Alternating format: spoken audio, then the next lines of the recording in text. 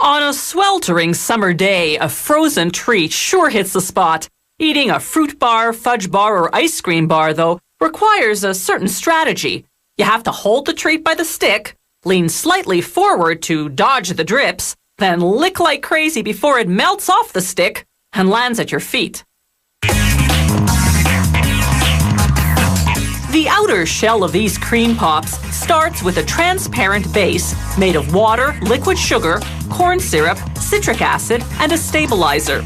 It travels to 3 separate compartment vats, each of which mixes in a different coloring and flavoring. This company produces 3 flavors of cream pops: strawberry, orange, and blue raspberry. Each compartment vat pumps its flavor to a machine called the filling hopper. The hopper injects the liquid into row upon row of 60 milliliter pop-shaped molds. This production line has 340 molds in continuous motion. The molds descend into a tank of brine, water chilled to minus 35 degrees Celsius, mixed with calcium. Calcium works like antifreeze, keeping the water liquid despite the below freezing temperature. As the molds travel through the ice-cold brine, the liquid freezes from the outside inward, creating a shell that will encase the Pop's ice cream filling. Once the shell is 3 millimeters thick, a machine called a suction evacuator removes the unfrozen liquid and feeds it back to the filling hopper to be re-injected at the start of the line.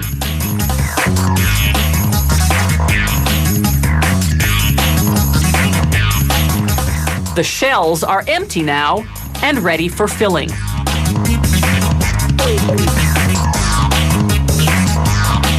The ice cream filling is made of various milk products blended with liquid cane sugar, corn syrup, stabilizers, and emulsifiers to puff up the consistency. The factory pasteurizes the mixture, heating it for 35 seconds at 80 degrees Celsius, then freezing it. Then it homogenizes the filling, skimming off the milk fat that rises to the surface. The shells are still floating in brine as they reach the filling station. The machine shoots in the ice cream, overfilling the shell a bit to create a 1 centimeter cap.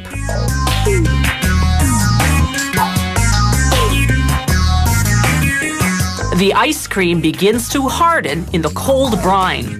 Once it reaches a semi-frozen state, a machine appropriately called the stick inserter pops a wooden stick into each mold.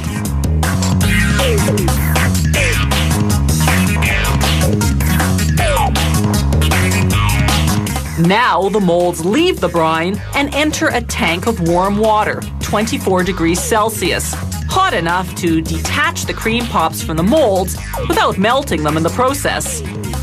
From initial injection to final extraction, it's been 7 minutes. The machine dips the cream pops in cold water to produce a protective coating of ice. This will keep the surface from sticking to the wrapper. It will also lengthen the product's shelf life. The machine deposits the cream pops into a continuous stream of paper wrapping. Heating elements seal the wrapper on top and between pops. Then a slicer cuts them apart.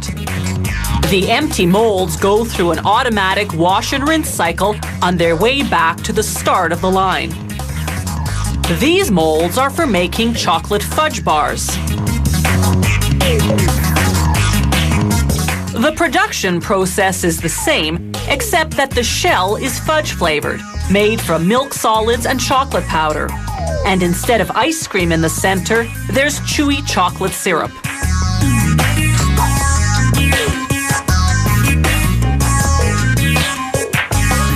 The factory stamps the packaging for all its frozen treats with the production date and other information.